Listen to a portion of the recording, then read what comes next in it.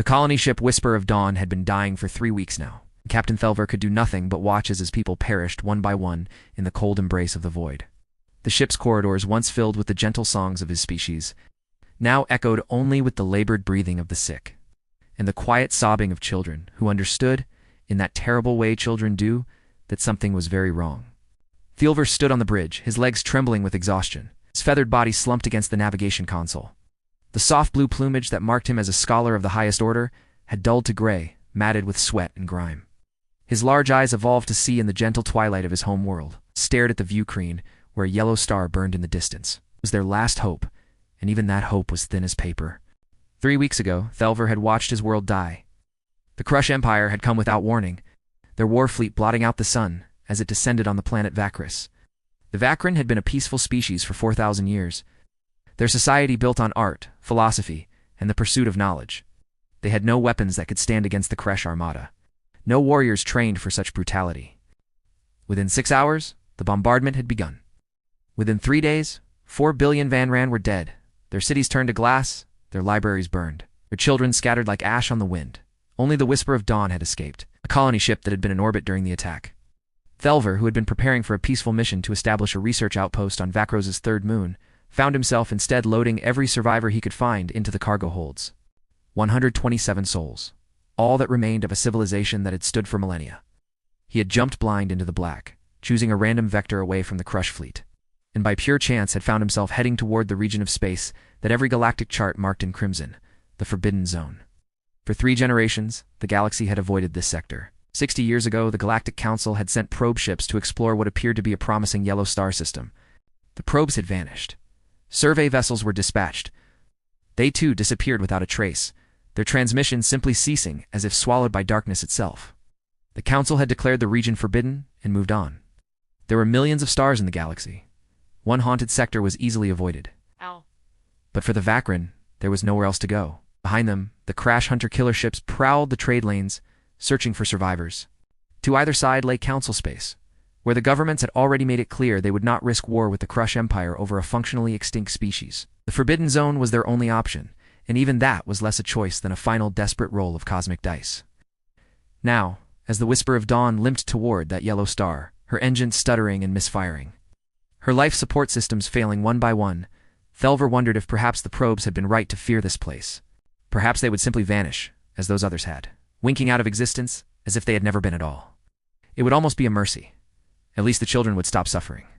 The ship shuddered and alarms blared across the bridge. The primary power coupling had finally given up, and they were running on emergency batteries now. They had perhaps 6 hours of life support remaining. The yellow star loomed larger on the view screen, and Thelver could see planets, now small dots orbiting the distant sun. One of them, the third from the star, shone blue and green, swirled with white clouds. A living world. We die running, or we die trying, Thelver whispered to himself, his voice. Perhaps there is mercy in the unknown. He did not know that at that very moment, on the far side of the solar system, humanity was watching. The Terran Deep Space Station Sentinel-7 hung in the black beyond Neptune's orbit, a silent watchman at the edge of the abyss. For 60 years, stations like this one had maintained humanity's great secret, the elaborate deception that had hidden Earth from the galaxy's eyes. The sensor network was sophisticated, powerful, and until today, had worked flawlessly. Every probe that entered the system was redirected by false readings. Every scan from distant civilizations returned null results, showing Sol as nothing more than a lifeless yellow dwarf with barren rocks in orbit. Commander Jack Reeves had been stationed on Sentinel-7 for 3 years, and in that time, he had never seen a genuine contact.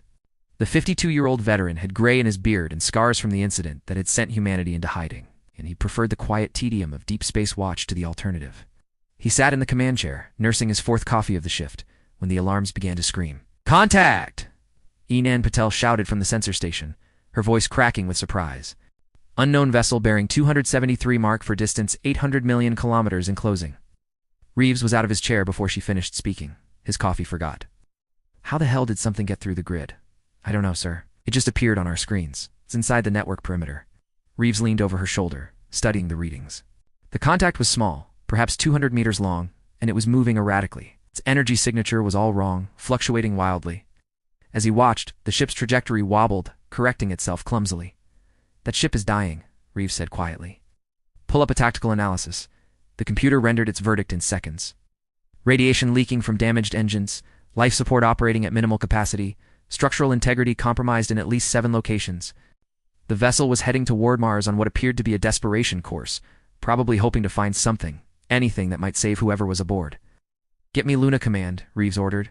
"Priority 1, and bring the station to high alert. I want every system online and every crew member at their post 5 minutes ago," as his crew scrambled to comply. Reeves stared at the dying ship on his screen and felt the weight of 60 years of secrecy pressing down on him. The standing orders were clear. No unknown contact enters the inner system. The isolation protocol was absolute. But those orders had been written with the assumption that any contact would be hostile or at least intentional. The ship wasn't invading. It was begging. At Luna Command, deep beneath the gray dust of Earth's moon, Admiral Marcus Webb was in a meeting when the alert came through. The 67-year-old admiral had been in charge of Terran defense for a decade. And in that time, he had prepared for every contingency he could imagine. Invasion, first contact, diplomatic overtures, even the return of the Galactic Council with apologies and offers of friendship. He had not prepared for refugees. Yes. Webb dismissed his staff with courtesy and pulled up the data from Sentinel-7 on his private screen. He studied the readings for a full minute, his weathered face impassive, his mind racing through implications and possibilities. Then he opened a channel to Commander Reeves. "Commander, this is Webb. What's your tactical assessment?" Reeves's voice came through crisp and professional. "Sir, that ship isn't a threat. It's barely holding together. Best guess, they jumped blind into the system, running from something, and don't even know we're here. And if they do know we're here, then they're the worst invasion force in the history of warfare." Sir Webb allowed himself a thin smile. "Fair point. Hold your position, Commander. I'm convening an emergency council. Whatever we decide, I want you ready to move in 30 minutes. "Understood, sir." Sentinel-7 standing by. Webb closed the channel and sat back in his chair, his fingers steepled in front of his face. For 60 years, humanity had lived by one rule: stay hidden. After first contact with the Galactic Council had ended in violence, after the Council's peacekeepers had fired on Earth's diplomatic vessel and killed everyone aboard in what they called a regrettable misunderstanding, humanity had made a choice. They could fight a galaxy that feared them, or they could disappear.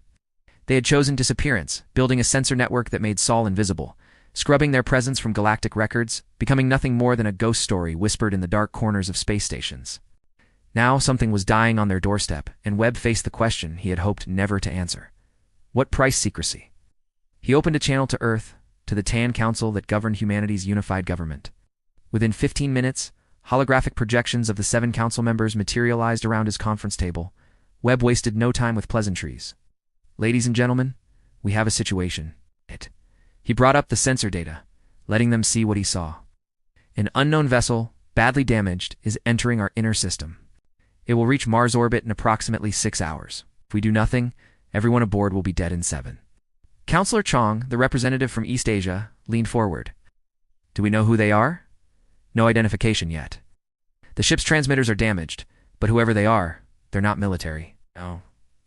The vessel is a colony-class transport, unarmed and falling apart." "This could be a trap," Counselor Oza from the African Union said, her voice cautious. "The Council tried to eliminate us once. This could be a probe to see if we still exist." "Possible," Webb acknowledged. "But if it's a trap, it's an elaborate one. The damage readings are consistent across all our sensors. Either that ship is genuinely dying, or someone went to extraordinary lengths to make it look that way." Counselor Petrov from the Russian Federation grunted. "And if we help them, the galaxy learns we're here. Everything we've built, the safety we've bought with 60 years of silence gone." "Perhaps," Webb said quietly. "Or perhaps the galaxy learned something else, that we're not what they thought we were." The council chamber fell silent. Finally, Counselor Martinez from South America spoke, her voice soft but firm. "Oh. We didn't hide for 60 years to become what they feared. If there are people dying up there, and we do nothing, then what are we? What have we become?" Webb looked around the table, seeing the struggle on each face. They were afraid, and they had every right to be. The galaxy had tried to destroy them once, but he saw something else, too. Do something that made him believe in humanity's future. "I'm not ordering a rescue," Webb said. "I'm asking for authorization to offer help. They refuse. If it's some kind of trick, we'll deal with it. But I won't let people die in our space without at least trying to save them. It's not who we are." One by one, the counselors nodded. The vote was unanimous. 32 minutes after Reeves's initial report, the TDSS Mercy broke orbit from Luna and burned hard toward Mars, her engines flaring bright in the darkness. The Mercy was a fast-response vessel built for exactly this kind of situation.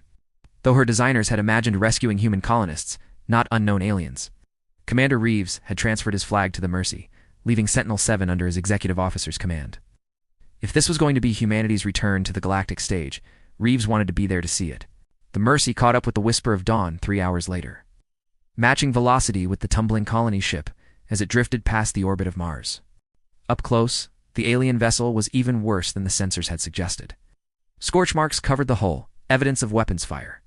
Entire sections were vented to space, their bulkheads blown out. Ship was a miracle of desperation held together by failing force fields and prayers.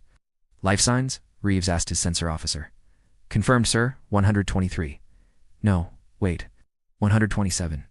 The readings are faint, but they're there. And sir, they're not human. Well, we knew that much. Reeves opened a channel on all frequencies, cycling through every standard first contact protocol humanity had developed. Unknown vessel. This is Commander Jack Reeves of the Terran defense ship Mercy. We have detected your distress. We are here to help. Please respond. Silence answered him, broken only by static. Reeves tried again, running through 6 different languages and modulation patterns. Nothing. Their communications are probably dead, Lieutenant Vasily said from the tactical station. I'm reading multiple system failures across their entire ship. Reeves made his decision. Prep boarding teams, full environmental suits, medical kits, and translation software were going in. 20 minutes later, Reeves led a team of 6 through the airlock they had burned into the Whisper of Dawn's hull. What they found inside would haunt them for the rest of their lives. Bodies lay in the corridors covered with thin blankets, arranged with obvious care by people who had no more strength to move them. The aliens were unlike anything in humanity's admittedly limited database of galactic species. They were quadrupedal, covered in soft feathers that reminded Reeves of birds with large eyes set in delicate faces. They looked fragile, beautiful, and utterly exhausted. The living ones barely reacted to the humans' arrival, simply stared with those enormous eyes, too weak to flee, too traumatized to care. A child no more than a meter tall watched from a doorway as Reeves passed. The universal translator on his suit picked up a whisper. Are they the ones who killed us? Reeves stopped, his heart breaking. He knelt slowly, making himself small and non-threatening, and the child didn't run. Through his translator, he said carefully, No, little one, we're here to help. Can you take me to whoever's in charge? The child stared at him for a long moment, then turned and walked deeper into the ship. Reeves followed, his team spreading out to begin emergency medical triage. They found Captain Thelver on the bridge, slumped over a console, his breathing shallow.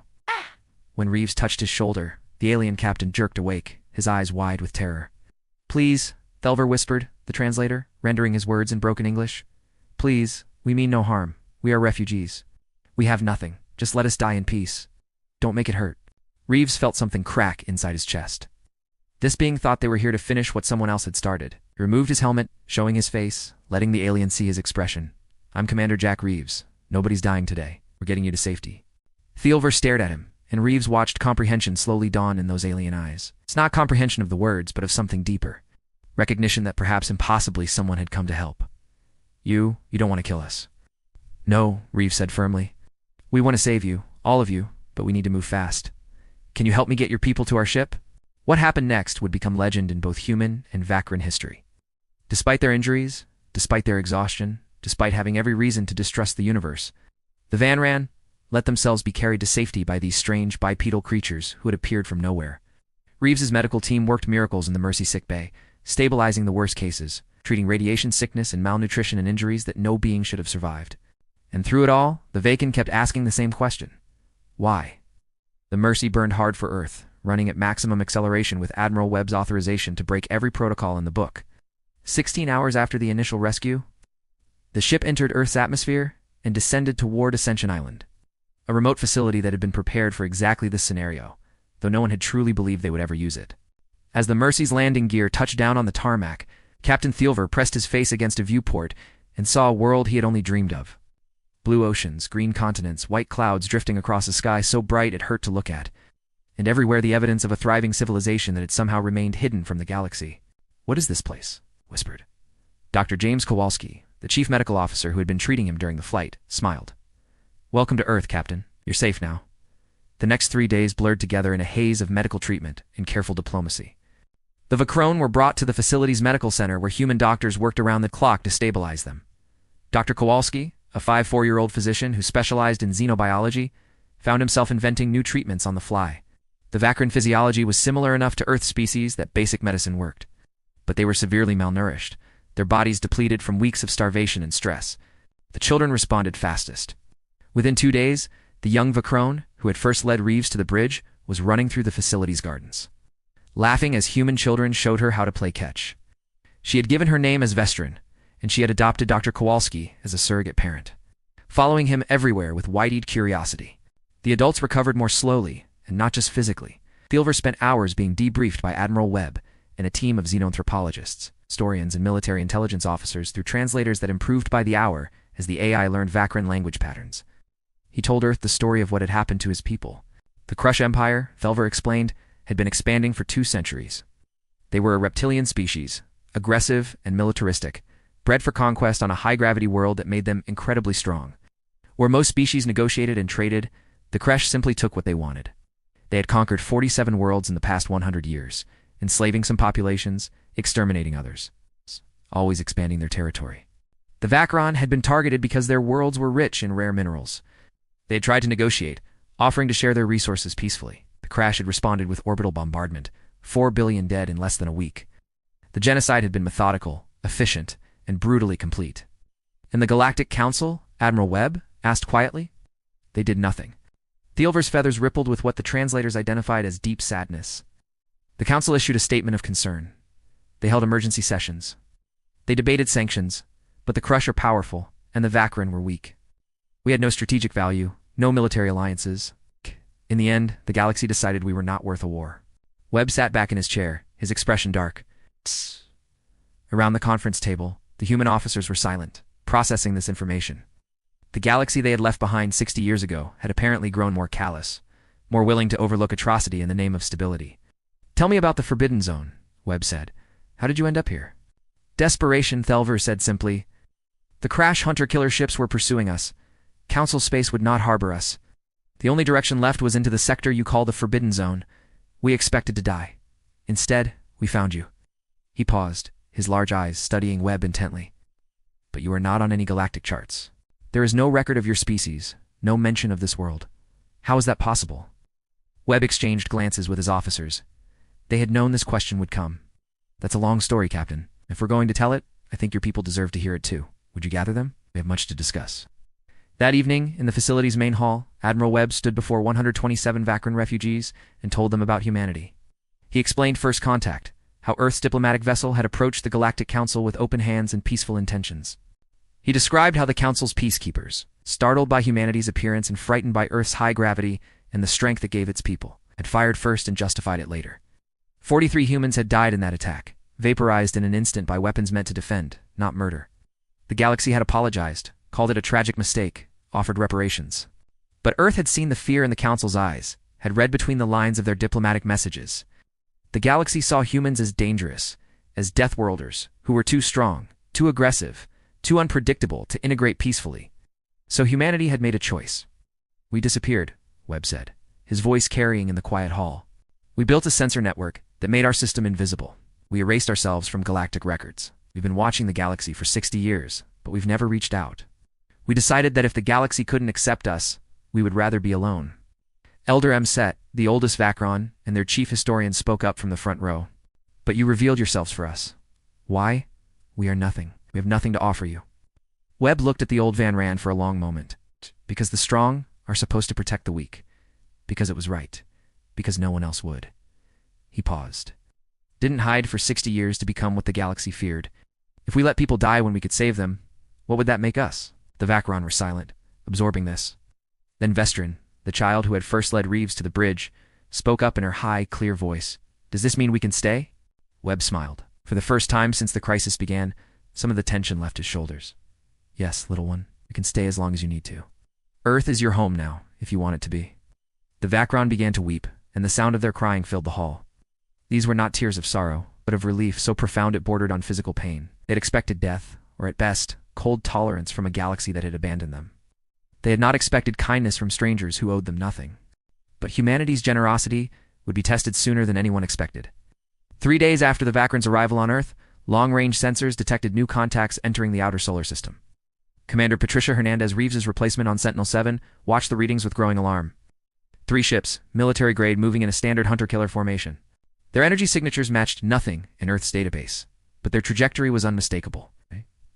They were following the Whisper of Dawn's warp trail, tracking the refugees who had dared to escape. Get me Luna, Command, Hernandez ordered, her voice tight. And someone wake up Admiral Webb. We have company. The crash warships entered the inner system 12 hours later, their sensors sweeping across Earth, Mars, and the asteroid belt with obvious confusion. Commander Togish of the lead vessel, the Endless Hunger, stared at his tactical displays in disbelief. The planet before him should not exist. His charts showed this system as empty. A lifeless yellow dwarf, with nothing of value. Yet here was a world teeming with technology, with power readings that suggested a significant civilization. And somewhere on that world were the Vakron survivors, who had dared to flee the Empire's justice. Torgash was a career officer bred for war on a world where the gravity crushed weaklings and only the strong survived to adulthood. He had commanded hunter-killer squadrons for 20 years, and he had never failed to complete a mission. The fact that one small colony ship had eluded him for 3 weeks was an embarrassment he intended to rectify. He opened a broad-spectrum channel broadcasting on all frequencies. Inhabitants of this world, this is Commander Togish of the Kresh Imperial Navy. You are harboring fugitives from Kresh Justice. Surrender the Vakron refugees immediately, or you will be considered hostile to the Empire. This is your only warning. At Luna Command, Admiral Webb listened to the broadcast with cold fury. Around him, his senior staff stood at their stations, waiting for orders. On the main view screen, the 3 Crush warships hung in space like sharks circling prey. Analysis? Webb asked quietly. Captain Diana Frost, his tactical officer, pulled up the data. Each ship is approximately 800 meters long, heavily armed. We're reading plasma cannons, missile batteries, and what appears to be a magnetic acceleration weapon. Shields are active and robust, sir. These are frontline warships. They're designed to take on capital ships and win. And our chances, Frost hesitated. Unknown, sir. We've never fought the crash. Our simulation suggests we could take one of them. Maybe 2 if we get lucky. 3 is problematic. Problematic? Webb repeated, tasting the word. That's one way to put it. He looked around the command center, seeing the faces of men and women who had trained for this moment, but never believed it would come. Options. We could surrender the Van Ran, someone suggested quietly. It would maintain our secrecy and avoid a conflict we might not win. Webb turned to face the officer who had spoken, a young lieutenant whose name badge read Thompson. Lieutenant, if we surrendered refugees who came to us for protection, what would that make us? Thompson had the grace to look ashamed. I understand, sir. I withdraw the suggestion. Anyone else have thoughts? Commander Reeves, who had been standing silently in the corner, stepped forward. Sir, we have another option. We could reveal ourselves fully, deploy the fleet, and tell them exactly what will happen if they don't leave. We've been building ships for 60 years with no one to test them against. Maybe it's time the galaxy remembered why they marked this sector as forbidden. Webb considered this. Earth's fleet consisted of 15 capital ships built in secret in the shipyards of Luna and Mars. Designed with 60 years of technological advancement that the galaxy hadn't shared, humanity had taken the weapons technology they understood from their brief contact with the Council and pushed it forward. They had railguns that could punch through any known shielding, directed energy weapons powered by fusion reactors, fighter craft that could pull maneuvers no other species could survive, but they had never tested any of it in real combat. Get me Captain Thielver, Webb ordered. He deserves to know what's happening. 5 minutes later, Thielver entered the command center, accompanied by Elder Masset. The Vakron captain had recovered significantly in the past few days, his feathers regaining some of their luster, but he still looked fragile compared to the humans around him. When he saw the crash warships on the view screen, his legs nearly buckled. No, he whispered. No, they found us. Yes, Webb said gently. They followed your warp trail. They're demanding we surrender you. Thielver turned to face the Admiral, his eyes wide with desperation. Then you must, please, Admiral. You've already done more for us than we had any right to ask. Don't fight them. Don't die for us. The Crush are brutal, but they might leave you alone if you give them what they want. Elder Mset placed a comforting hand on Thielver's shoulder. The captain is right, Admiral Webb. We are grateful beyond measure for your kindness. But we will not allow you to sacrifice yourselves for a people you barely know. Webb looked at both Vakron for a long moment, then shook his head. I'm afraid I can't do that. You're under Earth's protection now. That means something to us. But why? Thielver asked, his voice breaking. We have nothing. We are nothing. 4 billion of us died, and the galaxy did not care. Why should you? Because it's the right thing to do, Webb said simply. And because if we let bullies like the Crush dictate terms to us, we might as well have stayed hidden forever. He turned to his tactical officer. Captain Frost, deploy the fleet. All ships battle stations. It's time the Crush learned about humanity. What happened next would be studied in militarities for generations to come. The Terran Defense Fleet, hidden in the shadows of Luna and Mars, powered up their engines and moved into formation. 15 capital ships led by the flagships TDSS Defiant, indomitable and relentless, emerged into open space with their weapons armed and their shields at maximum. On the bridge of the Endless Hunger, Commander Togish watched in disbelief as the human fleet materialized on his sensors. What is this? Those ships weren't there a moment ago. Sensor officer, a young crush named Velt, worked frantically at his console. Sir, I don't understand. Our long-range scans showed this system is empty. There should be nothing here but primitive rock formations. Obviously, there's more here than our scans showed, Tog snarled. Identify those vessels. What species are we facing? A moment later, a channel opened, and Admiral Webb's face appeared on the Endless Hunger's main view screen. Torgash had seen many species in his career, but the being before him was unfamiliar. Bipedal predator's eyes set forward for depth perception, strong jaw, suggesting an omnivorous diet. And in those eyes, something that made even Torish pause. Absolute determination. This is Admiral Marcus's Webb, of the Terran Defense Force, the human said, his voice carrying the weight of authority. You've entered human space without authorization. The beings you seek are under our protection. You have one opportunity to leave peacefully. Suggest you take it. Togash laughed, the sound harsh and grating. Humans, you're the species that ran away 60 years ago. Your kind surrendered to the galaxy, hid like cowards in the dark. And now, you dare threaten the Crush Empire. He leaned forward, his reptilian features twisting into a sneer. Your ships are impressive for primitives, but you are vastly outnumbered and outgunned. Give us the Vakrin, and we might let you live. Webb's expression didn't change. We didn't surrender, Commander. We chose isolation. There's a difference. As for being outgunned, he smiled, and it was not a pleasant expression. I guess we're about to find out. The channel closed. Togash stared at the blank screen for a moment, then turned to his weapons officer. Target their flagship. Let's teach these Deathworlders what happens when they interfere with the Crush Empire. The Endless Hunger opened fire first, plasma cannons launching bolts of superheated matter across the void at near light speed. The human fleet scattered, their ships moving with surprising agility for vessels of their size. The Defiant took a glancing hit on its forward shields, the energy washing across the barrier in a cascade of light, but the shields held. Then humanity answered. The railgun batteries mounted on Luna's surface opened fire, launching projectiles at 3% of light speed. The Endless Hunger shields flared as the first round struck, absorbing the impact. The second round punched through, tearing a gash in the warship's hull. The third round missed entirely, but the fourth and fifth struck home. And suddenly the crash flagship was venting atmosphere and debris. Evasive action, Torgash screamed, his confidence evaporating. All ships returned fire. Target those orbital weapons. The battle dissolved into chaos. The crash warships were powerful, their weapons deadly, designed to destroy civilizations, but they had never fought humans before. And they quickly discovered that humanity's 60 years of isolation had not been wasted. The Terran ships moved like nothing the crash had ever encountered. Pulling hygiene turns that would have liquefied most organic species, human pilots pushed their vessels to the limits of structural integrity and beyond. Using every advantage their high-gravity evolution had given them, Commander Reeves led Red Squadron, a formation of 20 fighter craft in a daring attack run on the Endless Hunger. The fighters were small, fast, and piloted by men and women who had trained their entire lives for combat they never expected to see. They swarmed the Crush flagship like angry hornets, their directed energy weapons slicing through damaged sections of hull, targeting engines and weapon batteries. This is Red Leader Reeves called over the squadron channel. Focus fire on the port side engine cluster. Let's this thing. The fighters coordinated their attack with the precision of a surgical strike. And within minutes, the Endless Hunger's port engine exploded in a brilliant flash. The warship began to list, its trajectory degrading as it lost maneuvering capability. But the crash were not defeated yet. The second warship, the Crimson Fang, managed to get a firing solution on the TVSS Indomitable. Plasma cannons and magnetic accelerators fired in concert, overwhelming the human ship shields. The Indomitable's hull breached in 3 places, and the ship began to tumble. Captain Rodriguez, commanding the Indomitable, made a decision that would become legendary. With his ship dying and his crew evacuating 2 life pods, he locked onto the Crimson Fang and engaged his engines at full power.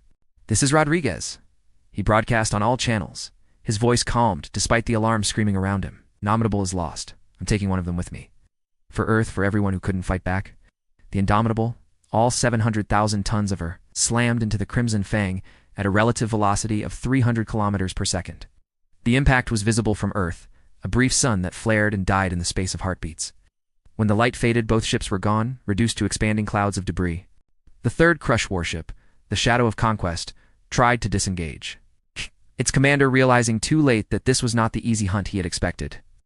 But the human ships pursued relentlessly, their weapons tearing into the Crush vessel from multiple angles. Railguns, lasers, missiles, and even kinetic impactors, launched from the asteroid belt, converged on the fleeing ship. Admiral Webb watched from Luna Command, his heart heavy as casualty reports came in. 47 dead, including Captain Rodriguez and his volunteer skeleton crew. 3 ships heavily damaged, but the crash were broken. The endless hunger drifted near Jupiter, crippled and leaking. The shadow of conquest was surrounded, its engines dead, its weapons disabled. Webb opened a channel to the surviving Crest ships. "This is Admiral Webb. Power down your weapons and surrender. You will be treated as prisoners of war, according to the rules of civilized warfare. You have 30 seconds to comply." On the bridge of the endless hunger, Commander Togash stared at the human fleet surrounding his dying ship. Half his crew was dead. His engines were destroyed. 2 of his 3 vessels were gone, one obliterated by a suicide run that no sane species would have attempted. And still, the humans held their fire, offering mercy to an enemy who had come to kill. It made no sense. The Crush did not offer mercy. They conquered, or they exterminated. The idea of treating defeated enemies with anything but contempt was alien to their entire philosophy. Yet here were these humans, these deathers, who fought with a ferocity that matched the Crush's own, offering quarter. Sir Velt said quietly from the sensor station. "Their weapons are locked on us. If we don't comply, they will fire." Togash felt something he had not experienced in 20 years of military service. Genuine fear. It's not fear of death, which was always a possibility in combat, but fear of having fundamentally misjudged an opponent. The humans had not fought like merchants or diplomats. They had fought like warriors born to it with creativity and courage that bordered on madness. And yet they offered mercy. "Power down weapons," Togash ordered, the words tasting like ash. "Transmit our surrender." Across the solar system, the Shadow of Conquest's commander made the same choice. The battle was over. Humanity had won. In the medical center on Ascension Island, the Vakron refugees had watched the entire battle on screens, courtesy of Admiral Webb's decision that they deserved to know what was happening in their name. Captain Thielver stood frozen, his legs trembling as he watched ships clash and die in the void above. When the final Crush vessel surrendered, he collapsed to his knees. "They fought for us," he whispered, his voice breaking. "They died for us." Elder Messet placed a gentle hand on his shoulder, her own eyes filled with tears. In 4,000 years of recorded Vakron history, no species has ever defended another at such cost. We thought the galaxy had forgotten what honor meant. Perhaps we were simply looking in the wrong places. Vestrin, the young Vakron, who had adopted Dr. Kowalski, tugged on the doctor's sleeve. "Does this mean we're really safe now?"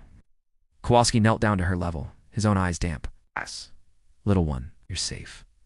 The humans made sure of that, but why? Vestrin asked the question that every Vakron had been asking since they arrived.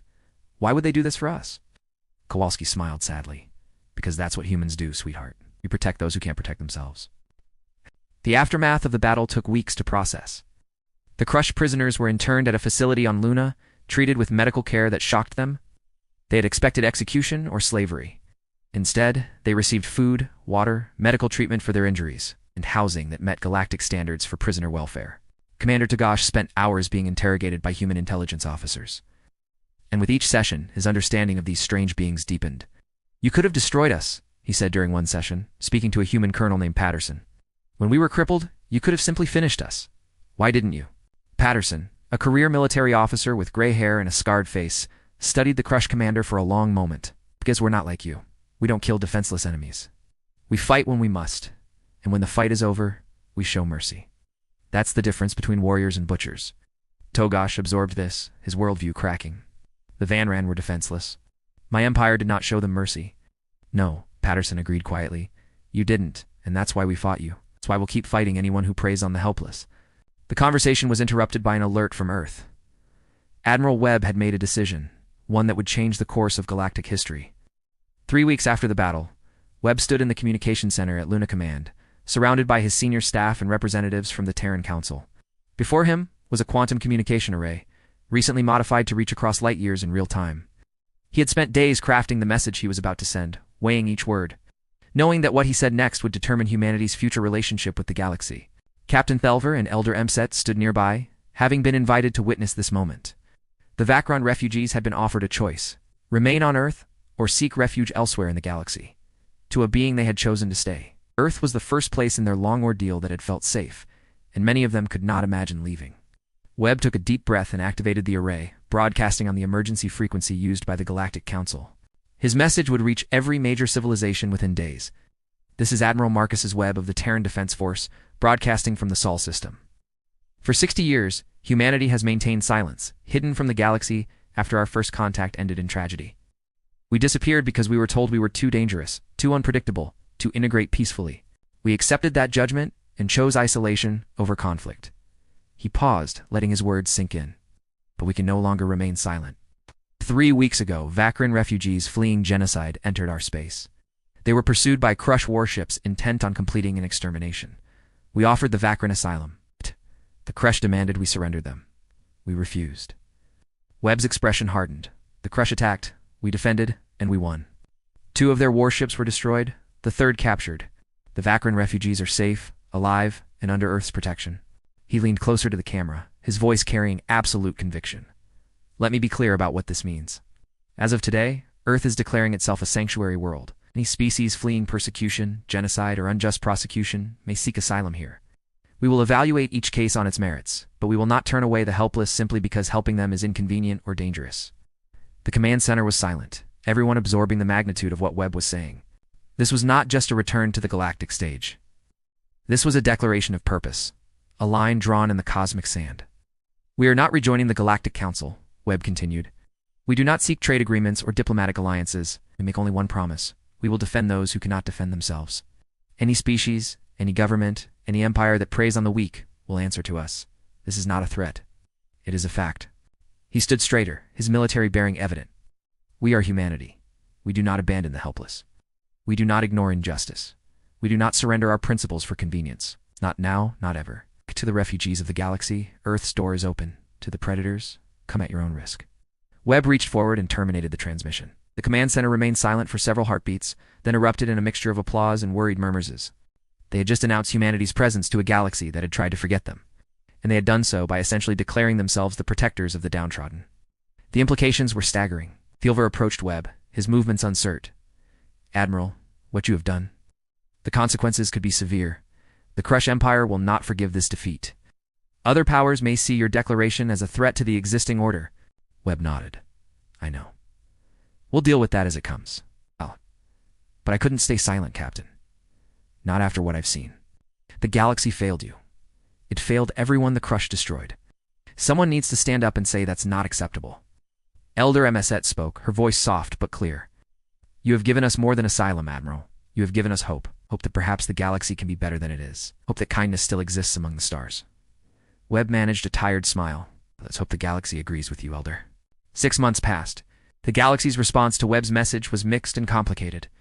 The Galactic Council issued a formal statement expressing concern about Earth's unilateral declaration, warning that harboring refugees from member species could create diplomatic incidents. Several governments, particularly those friendly with the Crush Empire, condemned humanity's actions as interference in internal affairs. But other voices emerged. Species that had suffered under the Crush's expansion quietly reached out to Earth, expressing gratitude that someone had finally stood up to the Empire. Smaller civilizations, long intimidated by the Council's major powers, began to see humanity as a potential counterbalance. And slowly, refugees began to arrive. The first ship after the Vakran was a small vessel carrying 37 Kaleen, an insectoid species fleeing religious persecution on their home world. Then came a transport with 112 Morph whose planet had been conquered and whose people faced enslavement. Within 6 months, Earth had granted asylum to over 2,000 refugees from 14 different species. The Vakran settlement in New Zealand's South Island became a model for integration. The refugees had chosen a location with low gravity relative to Earth's norm, making it easier for their physiology to adapt. With human help, they had begun building a new community, blending Vakran architecture with Earth materials.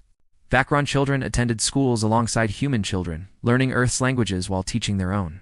Cultural exchange programs flourished. Thielver had taken on the role of ambassador, becoming the first alien to address the United Nations. His speech, delivered in halting but improving English, brought tears to many eyes.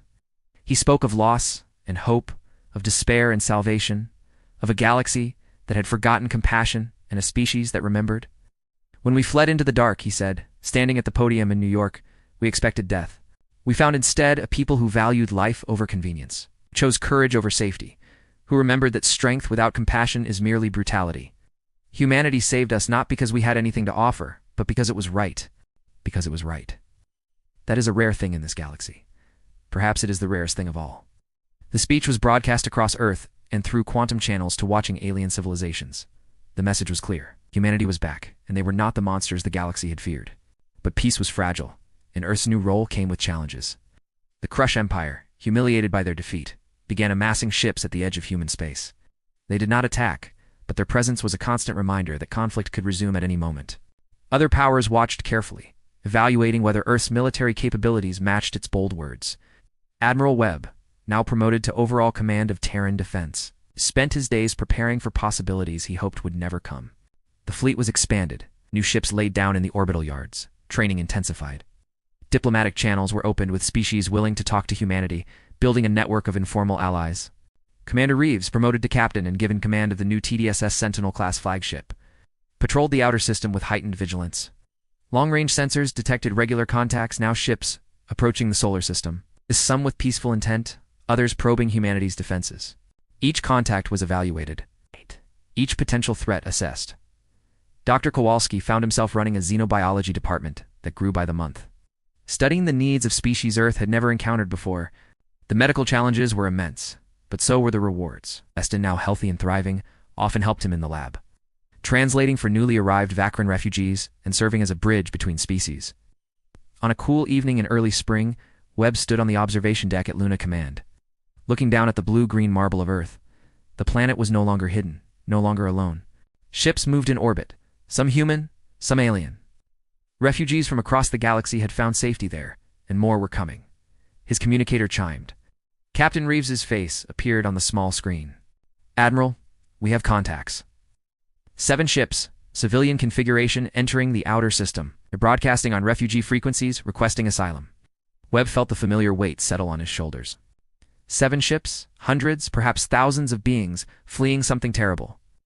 Seeking the safety that Earth had promised to provide, each arrival brought new challenges, new risks, new potential for conflict with the powers that wanted them returned or destroyed.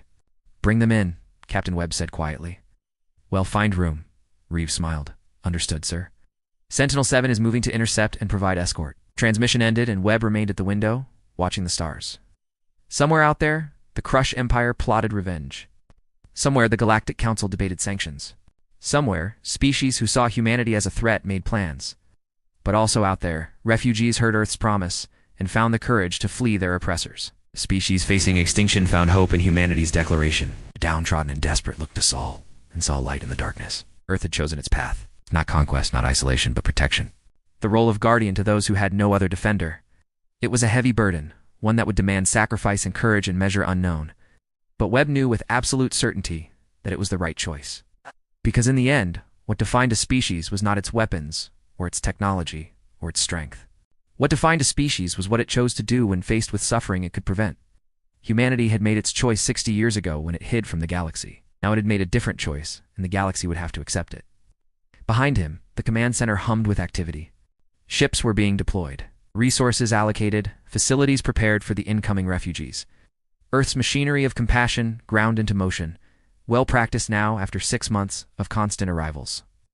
Webb turned from the window and headed back to his desk. There were reports to read, decisions to make, threats to evaluate. The work never ended. But as he settled into his chair and pulled up the latest intelligence briefings, he felt no regret. Earth was no longer hiding. Earth was standing, arms open to the desperate, fists ready for any who would prey on them. Galaxy had forgotten humanity once. It would not make that mistake again. The Forbidden Zone had been revealed for what it truly was. Not a tomb for the lost, but a sanctuary for the hunted. And at its heart burned a blue-green world where beings of every description found the one thing that Galaxy had denied them. HB. Like this video, and subscribe to the channel for more sci-fi stories like this. Turn on the notification bell so you don't miss the next episode.